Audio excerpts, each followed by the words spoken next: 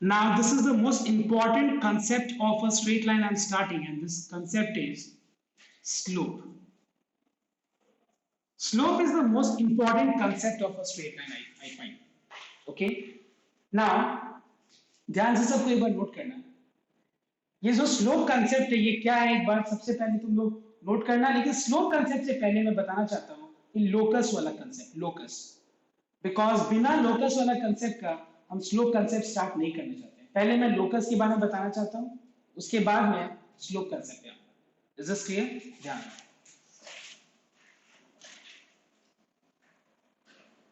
So let me start with locus first. तो see last day I had said you that please make sure that concept को ध्यान से समझो।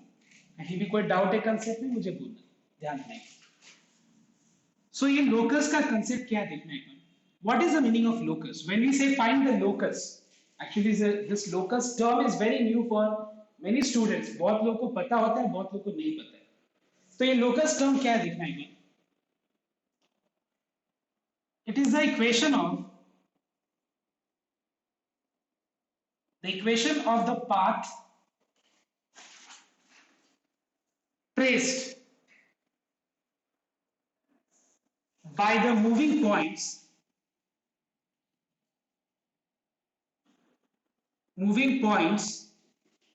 satisfying a particular condition.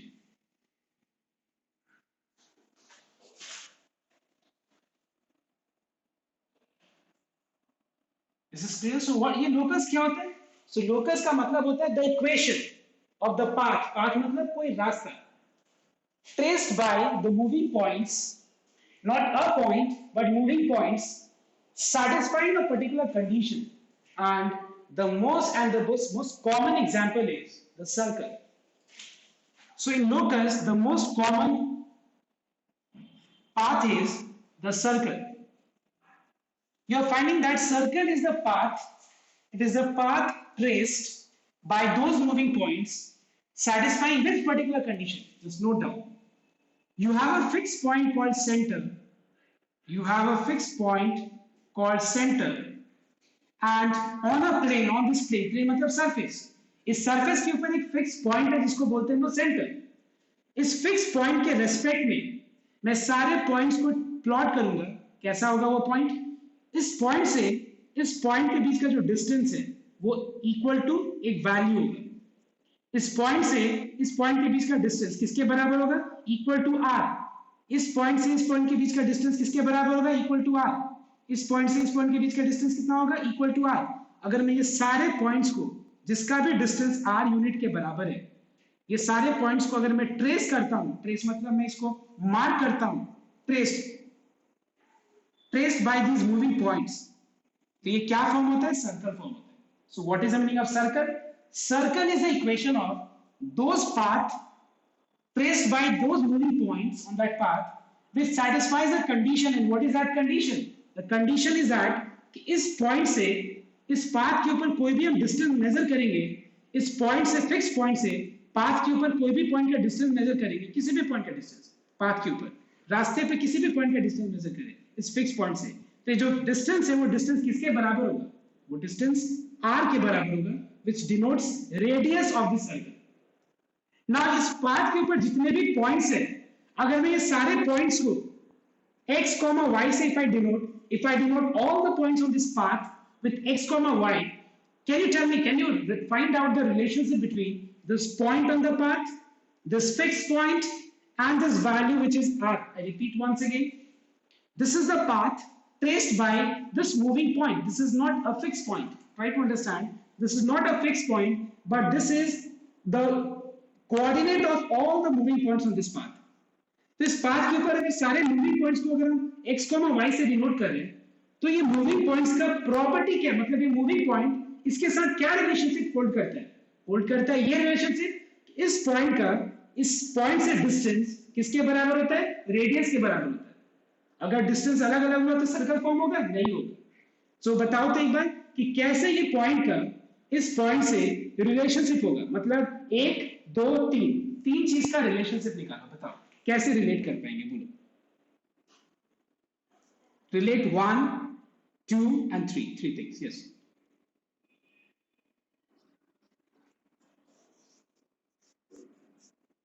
Very good. It is x minus h whole square plus y minus k whole square का square root is equals to how much? R. That is x minus h whole square plus y minus k whole square, squaring both the sides is equals to r square.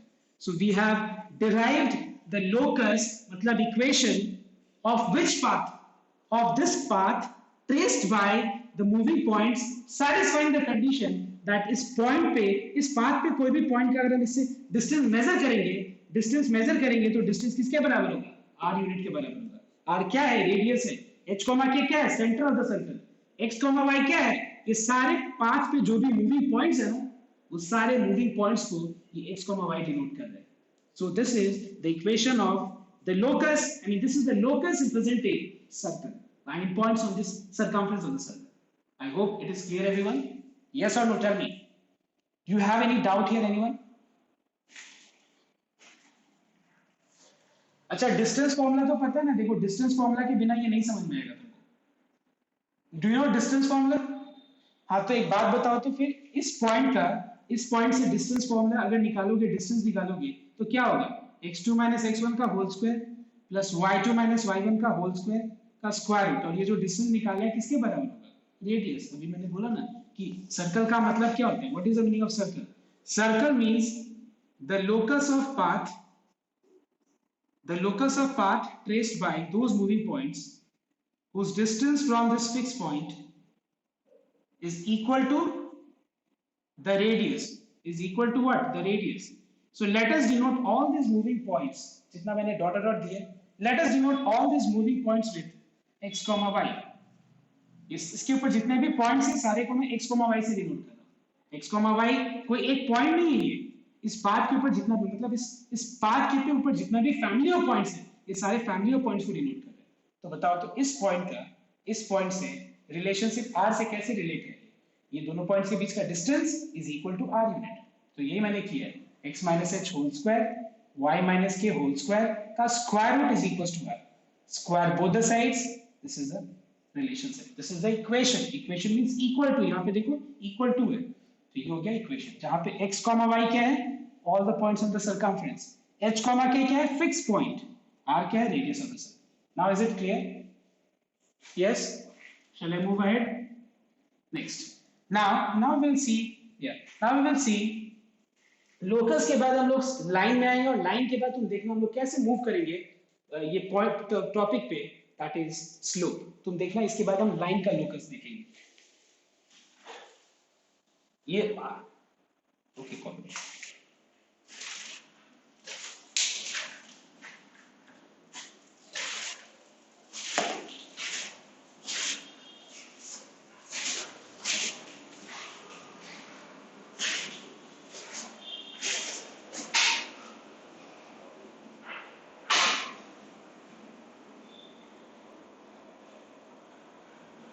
और ये जो मैंने अभी locus बताया है तुम लोग को, सबसे सिंपलेस्ट फॉर्म है, मतलब सारे पाथ का हम जो इक्वेशन निकालते हैं, जैसे सर्कल है, सर्कल सबसे कॉमन फॉर्म, मतलब देख के समझ में आते थे कि सर्कल का मतलब क्या है। सर्कल क्या, जिसका लोकस को डिनोट कर रहा है। ये सर्कमफ्रेंस के ऊपर सारे पॉइंट्स, सारे मतलब हम जैसे ऑब्जेक्ट्स मूव कर रहे हैं, बट उनको एक पाथ, एक रूल को फॉलो करना पड़ेगा। क्या रूल है? जहां भी वो जाए, यहाँ रहे, यहाँ पे रहे, बट उनसे इस पॉइंट के बीच का डिस्टेंस जो है वो फिक्स होना चाहिए। उस पर्टिकुलर सर्कल के हिसाब से क्या फिक्स होना चाहिए? सर रेडियस फिक्स होना चाहिए, डिस्टेंस फिक्स होना चाहिए, और किसके बराबर होना चाहिए? गिवन रेडियस के बराबर। तो इससे हम लोग ने लोकस निकाला। Next, I hope it is done now. Next,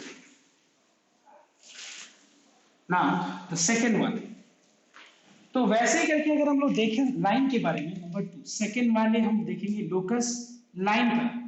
जब मैं बोलता हूं लोकस मतलब मैं एक्चुअली क्या चीज के बारे में बात कर रहा हूं, ये बहुत इंपॉर्टेंट है समझना। लोकस मतलब मैं बात कर रहा हूं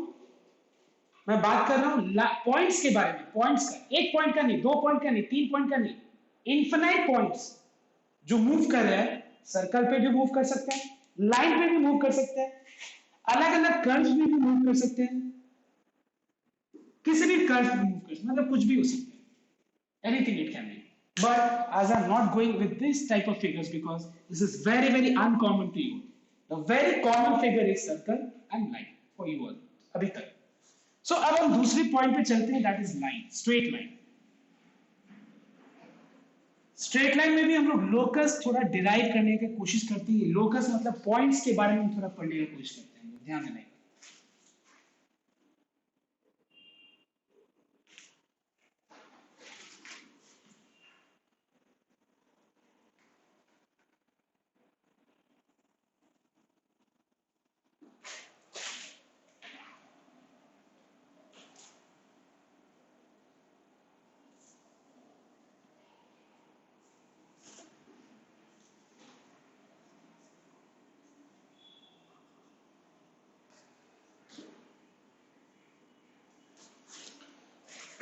ना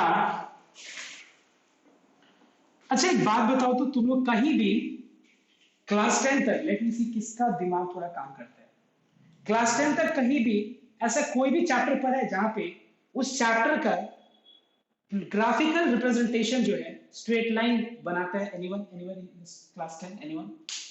लेट मी सी किसका दिमाग काम करता है, बताओ. समझ में मैंने क्या बोला? कौन से चैप्टर में, बस इतना बताओ मुझे, कौन से चैप्टर में क्लास 10 में वो चैप्टर था जहां पे ग्राफिकल मतलब ग्राफ था तुम लोग के सिलेबस में, और उसको प्लॉट करने पे ग्राफिकली कोई उस पर्टिकुलर क्वेश्चन को तुम लोग को लाइन मिलता था? मैंने सारा बात बता दिया, चैप्टर का नाम बताओ बस, बताओ. Yes, pair of linear equation. समझ में आया? तो बात. अब एक बात बताओ, तुम लोग को याद होगा कि वो लीनियर इक्वेशन का फॉर्म हमेशा ऐसा होता था, याद करो, ऐसा होता था, ऐसा होता था. मतलब I mean to say that वो सारा लीनियर इक्वेशन का फॉर्म कैसा होता था? ax plus by plus c equals to 0.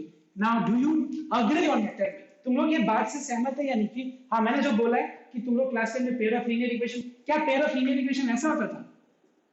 ऐसा होता था कभी भी नहीं, ऐसा कभी भी नहीं होता था. लीनियर इक्वेशन मतलब x का पावर, तुम्हारे टीचर ने जरूर ये बात बताया होगा कि x का पावर y का पावर दोनों एग्जैक्टली होगा, होगा तभी जाके वो लीनियर इक्वेशन होगा.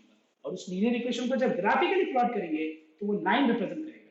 तो मुझे एक बात बताओ, इसमें और लाइन, इसका डायग्राम में कोई बता सकता है मुझे रिलेशनशिप क्या है? बताओ. इसमें इसका इक्वेशन में और उसका ग्राफिकल रिप्रेजेंटेशन में रिलेशनशिप क्या है? बताओ. तो लेट मी सी कौन बोल पाता है, बताओ. Yes, because I want that you study from the code. You don't study क्या है, मतलब कुछ रिलेट नहीं कर पा रहे हो, कुछ भी नहीं पता चल रहा है, बस पढ़े जा रहे हो, वो नहीं होना चाहिए. तो मैं बताना चाहता हूं कि इसका ग्राफिकल रिप्रेजेंटेशन मान लेते ही है, सपोज ये, तो बताओ, तो इसको प्लॉट किया मैंने ग्राफ पेपर पे, तो ये ग्राफ पेपर पे प्लॉट किया और ये इक्वेशन है, तो दोनों में क्या तुम लोग समझ पा रहे हैं? क्या चीज, कैसे, क्या चीज समझ रहे हो? बताओ. तो मैं बता रहा हूं तुम लोग, ये जो x और y है ना, x और y, इस लाइन का, इस इक्वेशन का अगर ये डायग्राम है, तो इस डायग्राम पे जितना भी पॉइंट्स है, सारे पॉइंट्स का दो कंपोनेंट होते हैं. एक होता है x कोऑर्डिनेट, दूसरा होता है y कोऑर्डिनेट, होता है ना? इस डायग्राम में, इस इक्वेशन में और डायग्राम में क्या है दोनों में रिलेशन है कि इस फिगर पे जितने भी पॉइंट्स हैं, उस पॉइंट का x कोऑर्डिनेट और y कोऑर्डिनेट ये इक्वेशन में है. ये रहा. मतलब ये हुआ कि अगर मान लो तुमको टेस्ट करना है, सपोज तुमको टेस्ट करना है कि यहां पे एक पॉइंट है, ये क्या है? ये है तुम्हारा, बोल सकते हैं कि ये एक फैमिली है, और ये फैमिली पे क्या ये बिलोंग कर रहा है? इस फैमिली पे क्या ये बिलोंग कर रहा है? हम ऐसे जान सकते हैं. कैसे? x के जगह पे 1 लगा देंगे, y के जगह पे 3, y के जगह पे भी 1 लगा देंगे. देखो सॉल्व करके 5 आया, वाकई में 5 आया. इसका मतलब ये हुआ कि 1,1 इस फैमिली, मतलब ये फैमिली का, इस फैमिली का ये ऐसा, इन लोग ऐसा दिखता है, मतलब एक साथ इस पूरे फैमिली को, ये फैमिली का इक्वेशन है, और फैमिली को ग्राफ पे ड्रॉ करेंगे तो ये रहा उनका डायग्राम. ये सबको ऐसे दिखते हैं, और सबको का स्ट्रक्चर क्या है? हर एक उस फैमिली में जो मेंबर्स है, मेंबर्स का स्ट्रक्चर क्या है? सबको एक पॉइंट है, छोटा छोटा पॉइंट है. पॉइंट क्या होता है, उसका एक्स कोऑर्डिनेट होता है, वाई कोऑर्डिनेट होता है, तो उसमें जो एक्स और वाई है वो उस फैमिली को बिलोंग करता है। तो जानना अगर है, एक्स की जगह पे 1 लगा दो, वाई की जगह पे 1 लगा दो, अगर इक्वल टू 5 है मतलब वाकई में उस फैमिली पे वो बिलोंग कर रहा है। मैं ये समझा पाया, तुम लोगों को समझ में आया या नहीं, बताओ, दिमाग में गया या नहीं चीज मैं जो समझाना चाहता था? इज दिस क्लियर और नॉट? यस, ये इक्वेशन है, इसका ये डायग्राम है, ये इक्वेशन और डायग्राम में फर्क क्या है? ये तुम्हारा फैमिली है, किसका? इस डायग्राम पे जितना भी मेंबर्स है, कौन है मेंबर्स? पॉइंट्स है, because you know that, you have studied that line means what? Collection of points. Line कैसे फॉर्म होता है? बहुत सारे पॉइंट्स को ज्वाइन करके फॉर्म होता है। तो ये इक्वेशन, इसका लाइन में फर्क क्या है, आई मीन रिलेशनशिप क्या है, इसके ऊपर जितने भी पॉइंट्स है वो सब एक्स और वाई को यहाँ पे, मतलब अगर हम यहाँ पुट करेंगे तो सेटिस्फाई करेगा, सेटिस्फाई नहीं करेगा उस फैमिली को बिलोंग नहीं करना, धोखा दे रहा है वो, दो फैमिली में बांट जाए। अगर उसमें बिलोंग सेटिस्फाई कर रहे हैं मतलब उस फैमिली का मेंबर है। समझ में आया ना बात? अब हम लोग इसी फैमिली का निकालने के लिए हम लोग इतना कुछ आगे, हम लोग इतना कुछ समझने की कोशिश कर रहे हैं। क्या निकालने के लिए? ये चीज। अभी तक क्या था? दिया हुआ था, प्लॉट कर दो, दिया हुआ था एक्स निकाल दो, दिया हुआ था वाई निकाल दो। अब क्या है? अब ये दिया नहीं रहेगा, अब तुमको निकालना है वो चीज। इसी के लिए हम लोग ये चैप्टर पढ़ रहे हैं। ओके, सो लेट अस सी कि क्या क्या चीज चाहिए पढ़ने के लिए। स्ट्रेट लाइन को, स्ट्रेट लाइन का इक्वेशन निकालने के लिए क्या क्या हम लोग को चीज पता होना चाहिए। So I am drawing a straight line, listen.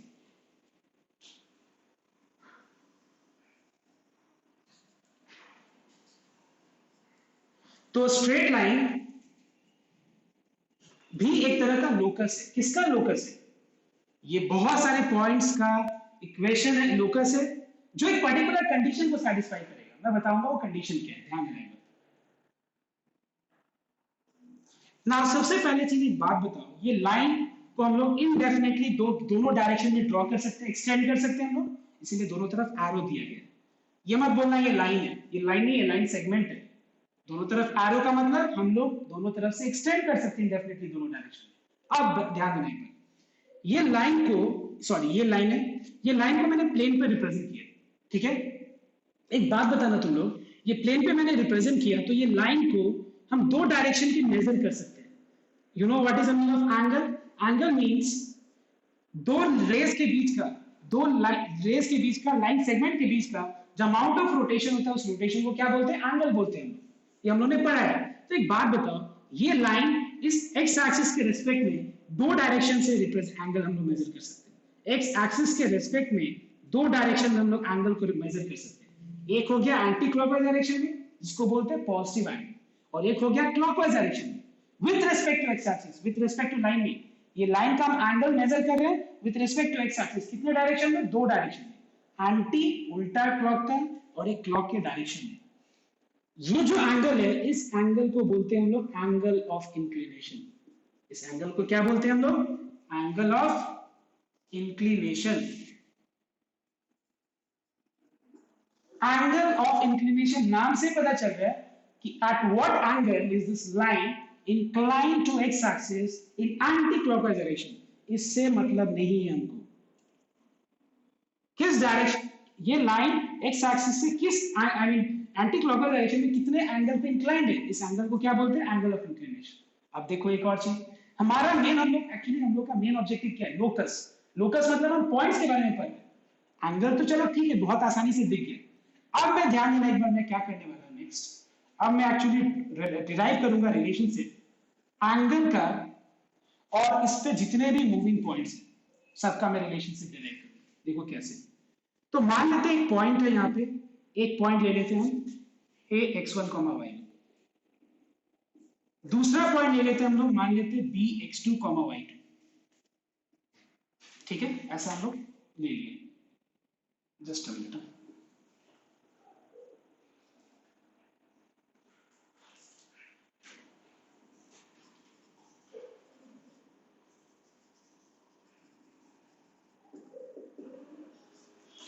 अब एक बात बताओ, यहां से मैं अगर मान लो ए से एक परपेंडिकुलर ड्रॉप किया मैंने, सपोज एक्स एक्सिस पे, यहां से भी मैंने एक परपेंडिकुलर ड्रॉप किया एक्स एक्सिस पे।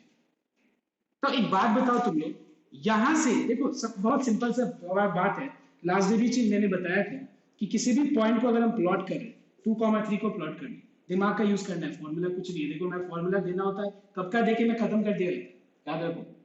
कुछ नहीं था फॉर्मूला देने के बाद स्टार्ट करने में, लेकिन तुमको कुछ समझ में नहीं आता कर क्या रहा है, स्लोप क्या है, ये क्या चीज है। स्लोप तुम्हारे मन में जरूर आएगा, अगर मैं खाली स्लोप बता दूं तो तुम अगर ऐसे नहीं जानोगे तो कुछ समझ में नहीं आएगा, मुझे खाली कर रहे सब कुछ समझ में नहीं आएगा। तो ध्यान से पढ़ना। 2,3 एक पॉइंट है, इसको प्लॉट कैसे करेंगे हम लोग? पहले हम लोग 2 यूनिट्स राइटवर्ड मूव करेंगे और 3 यूनिट्स वर्टिकली अपवर्ड मूव करेंगे। तो वैसे एक बात मुझे बताओ, जब मैंने ये पॉइंट को लाइन पे लाई कर रहा है तो कितना यूनिट राइटवर्ड मूव हुआ है बताओ तो? हॉरिजॉन्टली x1 यूनिट, और यहां से कितना यूनिट अपवर्ड मूव हुआ है वर्टिकली अपवर्ड y1 यूनिट। तो बताओ तो यहां से लेके यहां तक का डिस्टेंस कितना है बताओ, बताओ y1। यहां से लेके यहां तक का डिस्टेंस कितना है बताओ, y2।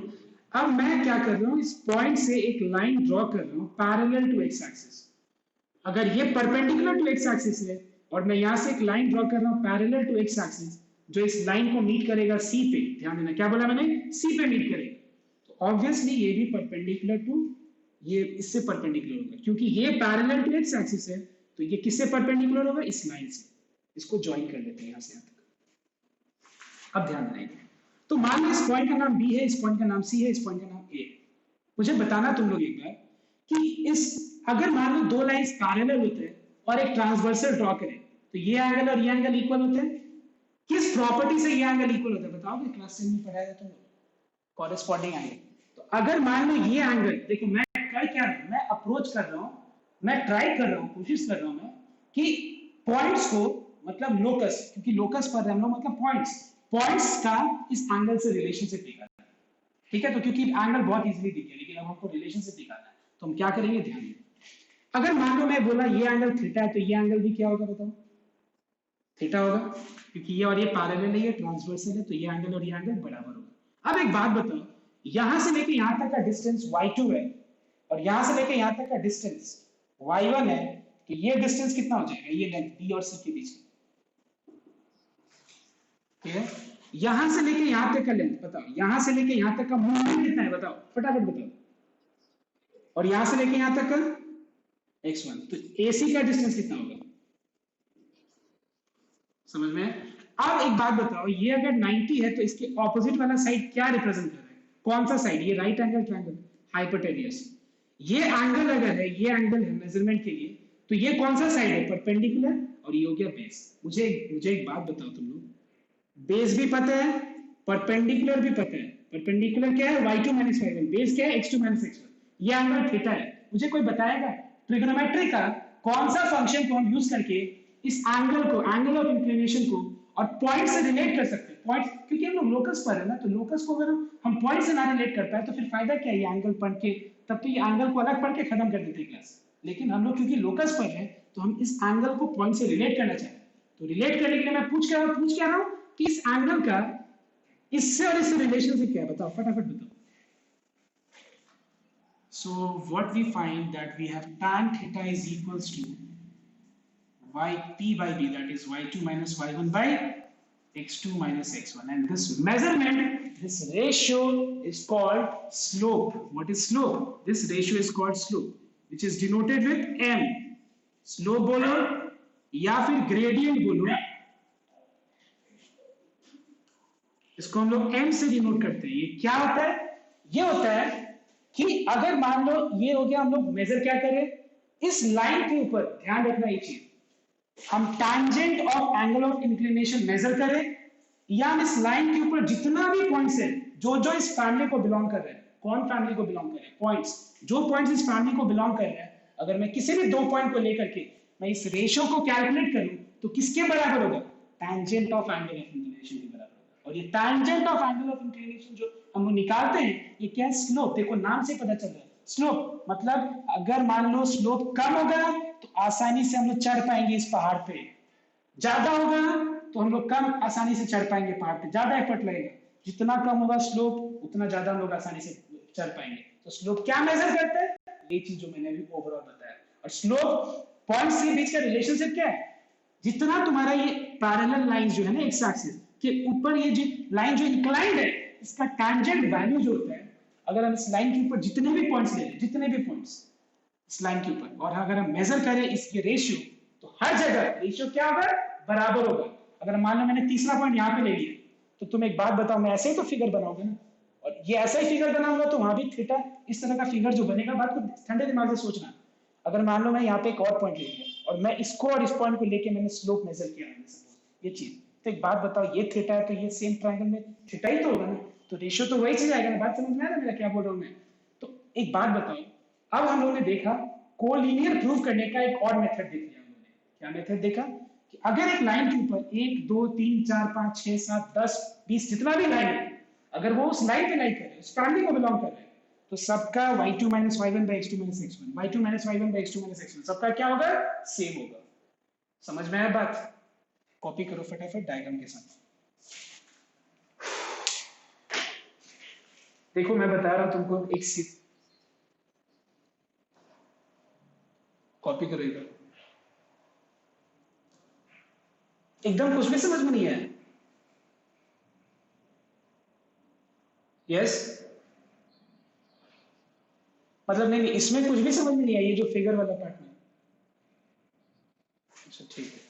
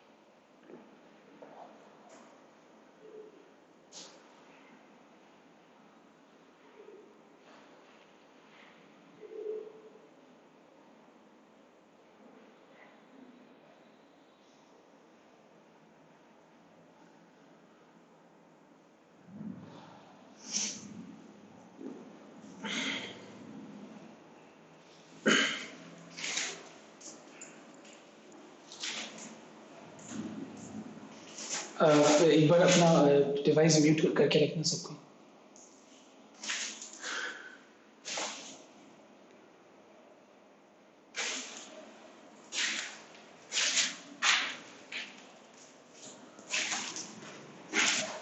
अच्छा किसको किसको समझ में आया बताना एक बार, समझ में आया ये चीज? किसको इसको आया समझ में? आया समझ में?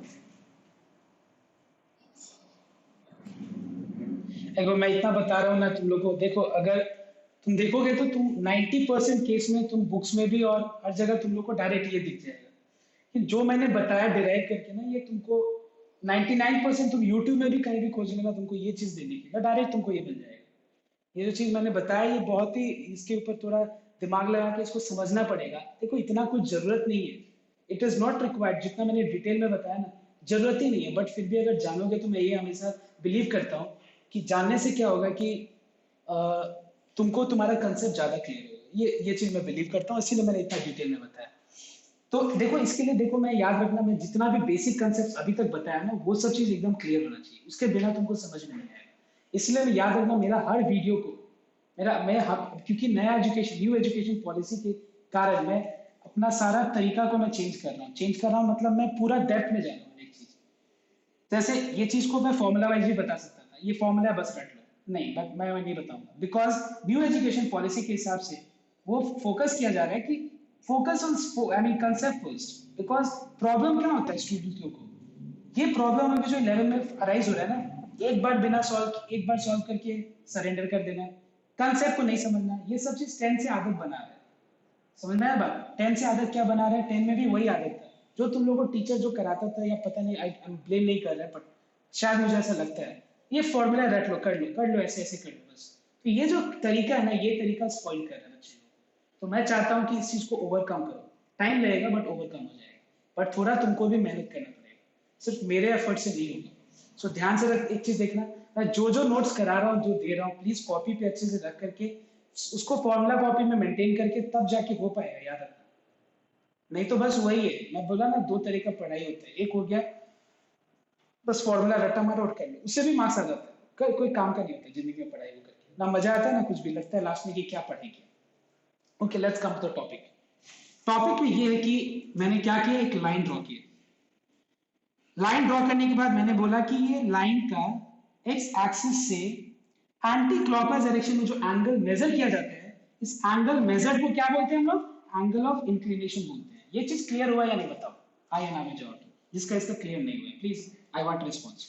Yes tell me, angle of inclination clear है कि नहीं है? एंगल ऑफ इंक्लिनेशन का मतलब क्या होता है? इस लाइन को एक्स एक्सिस के रेस्पेक्ट से अगर हम एंगल को मेजर करेंगे तो कितने अमाउंट ऑफ एंगल है ये, उस एंगल को एंगल ऑफ इंक्लिनेशन बोलते हैं। बट कौन से डायरेक्शन में? एंटी क्लॉकवाइज डायरेक्शन में। नेक्स्ट, दूसरा चीज मैंने ये समझाने की कोशिश किया तुम लोग को कि ये लाइन, अब मैं एंगल को रिलेट कर रहा हूं पॉइंट्स, इस लाइन के ऊपर जो भी पॉइंट है उससे रिलेट करना चाह रहा हूं। तो मैंने क्या किया, दो पॉइंट ले लिए, ए और बी। एक का है कोऑर्डिनेट x1 y1, दूसरा का है कोऑर्डिनेट x2 y2। अब देखो मैंने बोला कि ये पॉइंट का बस, देखो तुम लोग प्लॉट तो ऐसे ही करता था ना, पहले इतना यूनिट मूव करता था, फिर इतना unit vertically upward. x1 y1 मतलब यहां से यहां तक का डिस्टेंस x1 और यहां से यहां तक का डिस्टेंस y1। x2 y2 का मतलब यहां से लेके यहां तक का डिस्टेंस x2 और यहां से लेके यहां तक का डिस्टेंस y2। अब मैंने क्या किया, इसके बाद मैंने दो परपेंडिकुलर ड्रॉप कर दिए x एक्सिस पे परपेंडिकुलर, और यहां से A से मैंने लाइन, प्लीज म्यूट योरसेल्फ, कौन है? फिर पॉइंट से मैंने क्या किया, इस पॉइंट से एक लाइन ड्रॉ किया पैरेलल टू एक्स एक्सिस। इस पॉइंट से मैंने एक लाइन ड्रॉ किया पैरेलल टू एक्स एक्सिस। तो एक बात बताओ, मैं ये पूछना चाहता था कि यहां से यहां तक का लेंथ कितना है? तो यहां से लेके यहां तक का लेंथ है x2, यहां से लेके यहां तक का लेंथ है x1। तो फिर इतना पोर्शन का लेंथ कितना होगा? x2 minus x1। क्लियर हुआ या नहीं हुआ बताओ? यस। अब बताओ, यहां से लेके यहां तक का डिस्टेंस y2 है, यहां से लेके यहां तक का डिस्टेंस y2 है, और यहां से लेके यहां तक का बोलो या यहां से लेके यहां तक, क्योंकि दोनों तो लेंथ सेम होगा, y1 है। तो फिर इतना पोर्शन का लेंथ कितना होगा? y2 माइनस y1 होगा इतना पोर्शन का लेंथ। ठीक है, यस। अब ये अगर थीटा है तो ये एंगल भी थीटा होगा, बिकॉज ये लाइन और ये लाइन पैरेलल है और ये ट्रांसवर्सल है। दो लाइन अगर पैरेलल है और एक ट्रांसवर्सल बना रहे हैं हम लोग, तो ये एंगल और ये एंगल इक्वल होगा बाय कॉरेस्पॉन्डिंग एंगल प्रॉपर्टी। ये 90 है तो ये हाइपोटेन्यूस हो गया। थीटा को परपेंडिकुलर, क्यों परपेंडिकुलर? बिकॉज ये थीटा तो ऑपोजिट वाला साइड परपेंडिकुलर हो गया, ये बेस हो गया। थीटा को परपेंडिकुलर और बेस से कैसे रिलेट करेंगे? साइन से रिलेट करेंगे? नहीं, क्योंकि साइन में क्या होता है, सम पीपल हैव, कॉस में नहीं, कॉस कर्ली ब्राउन है, टर्न्स परमानेंटली ब्लैक, मतलब tan थीटा में होता है। तो tan theta is p by b, p is y2 minus y1, b is x2 minus x1। ये जो वैल्यू निकाल रहे हैं इसको स्लोप बोलते हैं। और स्लोप से क्या पता चलता है? स्लोप इंडिकेटर होता है कि उसका स्लोप मतलब सीधा बात, मतलब जो तुम लोग अपने भाषा में यूज करते हैं, स्लोप कम है मतलब ऐसा होगा, भाई ये लाइन ऐसा होगा, तो आसानी से तुम इस पे चढ़ पाओगे। स्लोप ज्यादा होगा मतलब एकदम मतलब ऐसा होगा, समझ में? तो स्लोप ज्यादा का मतलब क्या हुआ? ये ऐसा होगा, ऐसा होगा मतलब क्या हुआ? स्लोप ज्यादा हुआ, तकलीफ होगा चढ़ने में। तो स्लोप क्या मेजर करता है? स्लोप मेजर करता है कि वो लाइन एक्स एक्सिस से कितने दूरी, मतलब कितने एंगल पे इंक्लाइंड है। स्लोप कम हुआ मतलब कम हो गया, ये एंगल कम होगा। स्लोप जितना ज्यादा होगा, स्लोप वैल्यू जितना ज्यादा होगा, उतना ये खड़ा होगा पहाड़। खड़ा पहाड़ हो गया एक सीधा ऐसे, समझ में? सड़क पे जो हम लोग चल रहे थोड़ा सा ऊपर है, मतलब कम स्लोप है। सीढ़ी तुम्हारे घर का, किसी किसी के घर का सीढ़ी का स्लोप बहुत ज्यादा होता है, मेहनत ज्यादा लगता है। स्लोप कम होता है तो क्या होता है, आसानी से तुम चल जाते हो। तो वही चीज ये है, स्लोप कम मतलब इसका एंगल एक्स एक्सिस से कम होगा, स्लोप ज्यादा मतलब ज्यादा होगा। तो यही चीज है। तो स्लोप कंसेप्ट क्या है? ये पूरा लाइन से रिलेटेड है। अब हम स्लोप कंसेप्ट के बाद चलेंगे स्लोप से रिलेटेड जितने भी प्रॉपर्टीज है, ध्यान देना एक बार, और मैं ये बोलूंगा ये सब जाकर के देखो, इतना भी काफी है, मैं फिर से बोल रहा हूं इतना भी काफी है। बट कैसे आया ये रहा पूरा। अब आप इसके ऊपर जितने भी रिलेटेड चीज है मैं उसको देखना भी, मतलब क्या क्या क्या रिलेटेड है देखना एक बार। Number 1, now concepts related with slope.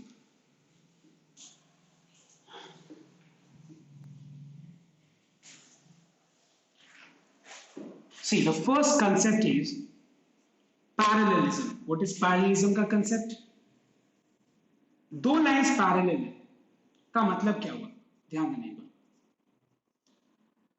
I know that तुम लोगों को बताया गया होगा, दो लाइंस पैरेलल है तो स्लोप इक्वल होगा। क्यों इक्वल होगा पता है तुम लोगों को? ध्यान देना, ये एक लाइन है, ठीक है, यहां तक ही हम बनाते हैं, और ये एक लाइन है, चलो कोई बात नहीं, एक्सटेंड भी कर सकते हैं।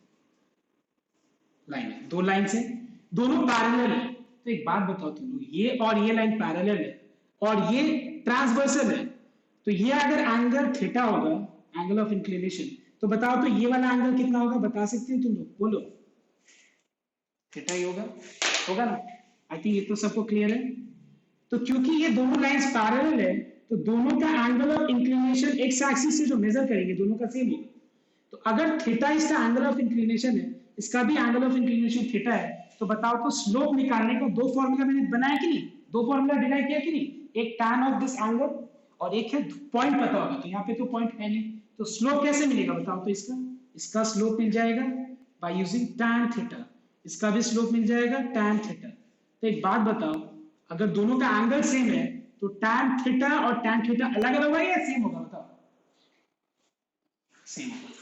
तो हम क्या बोल सकते हैं कि अगर दो लाइंस पैरेलल है, लाइन 1 का स्लोप m1 है और लाइन 2 का स्लोप m2 है, अगर दोनों लाइंस पैरेलल है तो दोनों का स्लोप क्या होगा, सेम होगा, दोनों का स्लोप क्या होगा, सेम होगा। Make sure that if two lines are parallel, the slopes are equal. Draw the figure, write down this. Number 2, perpendicular. अगर दो लाइंस परपेंडिकुलर होगा तो तुम लोग को सब कोई को पता है कि स्लोप का प्रोडक्ट -1 होगा, सब कोई को पता है, know that.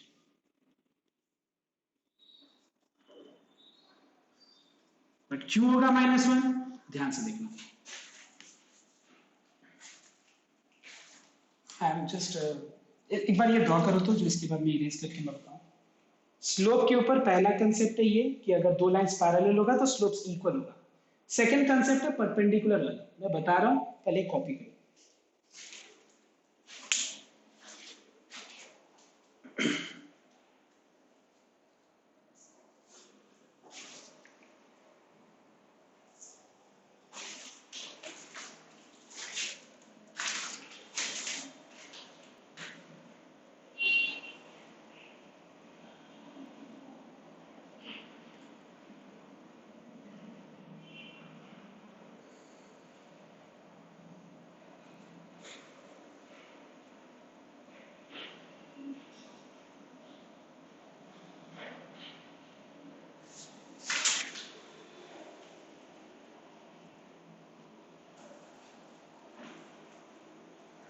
Now, I hope everyone is copied.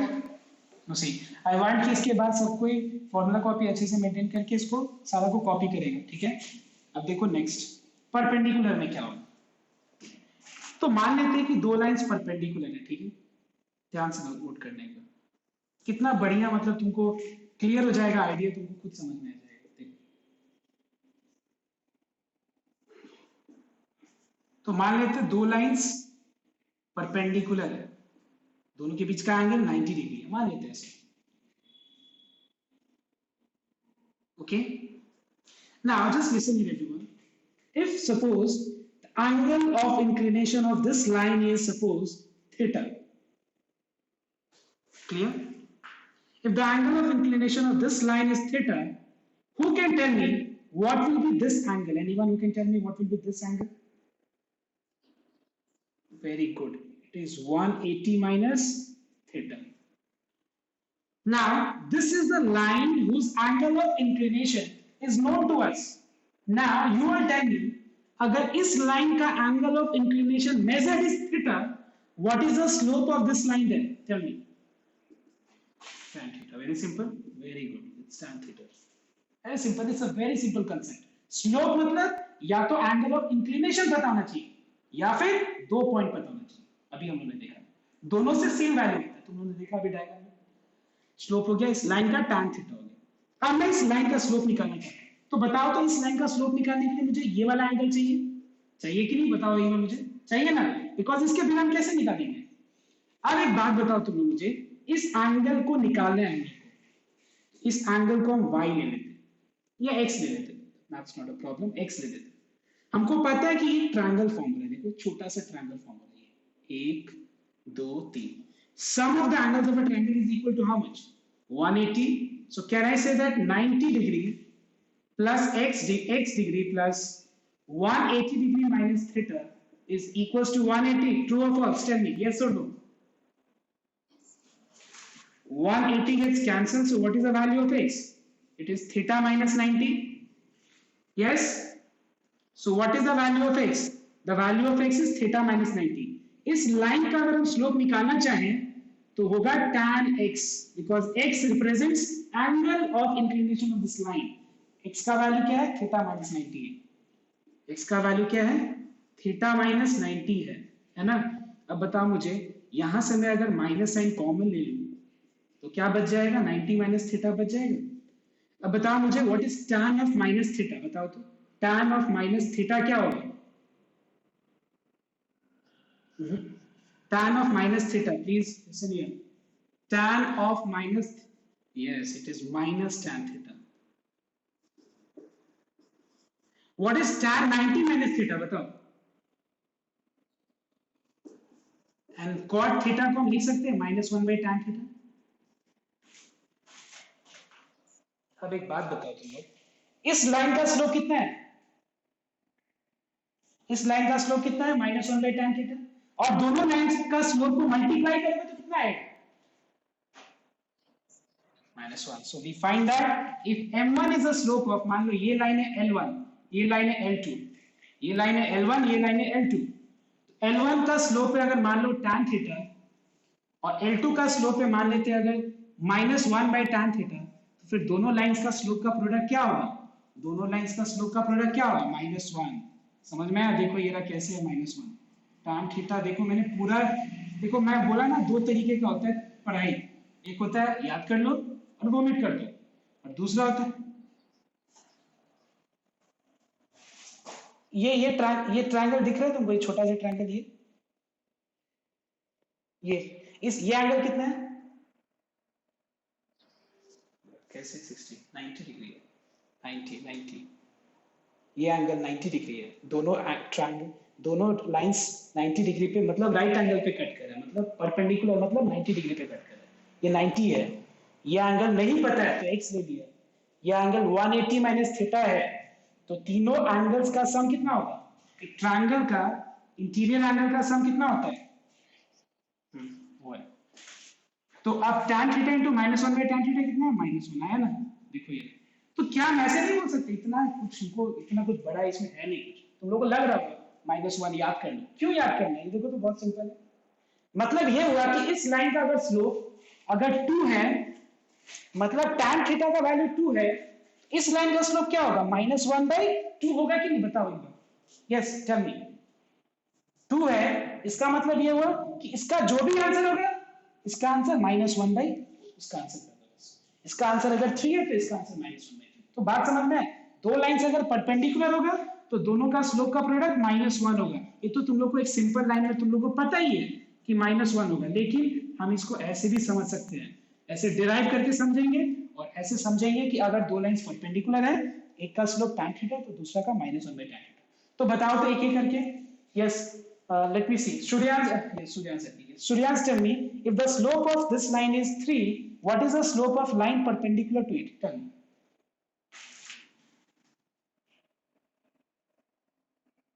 hurry up। अगर ये लाइन का स्लोप 3 है तो ये लाइन का स्लोप कितना होगा, अदिति बोलो, अदिति पारेख, अदिति बोलना।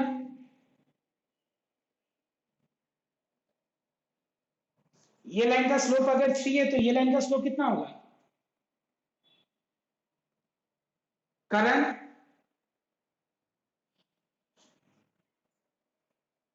नहीं,